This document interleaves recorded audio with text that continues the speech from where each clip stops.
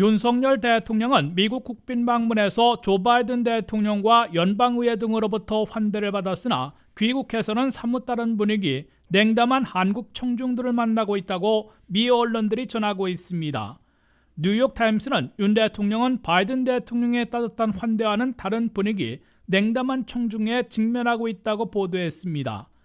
첫째, 워싱턴 선언을 둘러싸고 엇갈린 반응을 얻고 있는데 비판과 우려가 더 강한 것으로 뉴욕타임스와 NPR 방송 등 미 언론들은 전했습니다.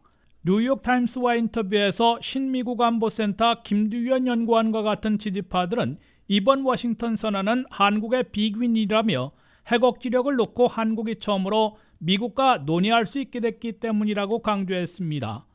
반면에 북한대학원 대학교 김동혁 교수와 같은 비판론자들은 워싱턴 선언은 겉으로는 환상적으로 보이지만 실제로는 빈 껍질이며 미국의 핵정책은 변한 게 없다고 잘라말하고 더욱이 향후 긴장을 더욱 고조시켜 확장 억지가 아니라 확장 위기가 될 것이라고 비판했습니다.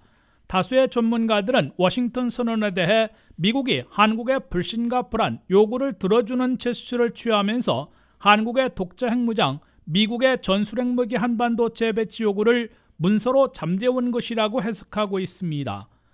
둘째, 워싱턴 선언에 따른 한미동맹의 움직임으로 향후 북한 핵위기와 한반도 전쟁 위험이 더 증가할 것으로 우려되고 있다고 뉴욕타임스는 지적했습니다.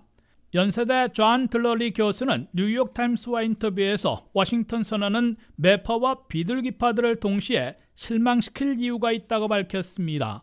비둘기파들로서는 윤 대통령이 북한과는 대화를 하지 않고 전통적인 균형 외교를 흔들며 지나치게 미국과 일본에 기우는 접근 방식으로 북한을 억제할 강한 능력을 갖고 있는 중국, 러시아와의 관계가 더 악화돼 위험해질 것으로 우려하고 있습니다. 매파로서는 그동안 외쳐온 한국의 자체 핵무장을 윤 대통령이 워싱턴 선언을 통해 문서로 포기했기 때문에 당혹해야 할 것으로 뉴욕타임스는 내다봤습니다.